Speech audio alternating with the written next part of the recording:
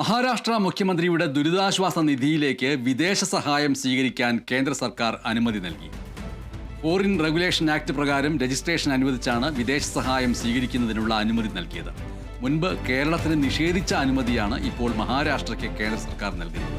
ഇതാദ്യമായാണ് ഒരു സംസ്ഥാനത്തിന് FCRA പ്രകാരം അനുമതി ലഭിക്കുന്നത്. പ്രകൃതി ദുരന്തങ്ങൾ, അപകടങ്ങൾ, വർഗീയ സംഘർഷങ്ങൾ എന്നിവയിൽ ഇരകളാകുന്നവർക്കാണ് സാധാരണയായി മുഖ്യമന്ത്രിയുടെ ദുരിതാശ്വാസ നിധിയിൽ നിന്ന് സഹായം അനുവദിക്കാറ്. ഈ നിധിയിൽ നിന്ന് ചികിത്സാ സഹായവും വിദ്യാഭ്യാസ സഹായവും അനുവദിക്കാറുണ്ട്.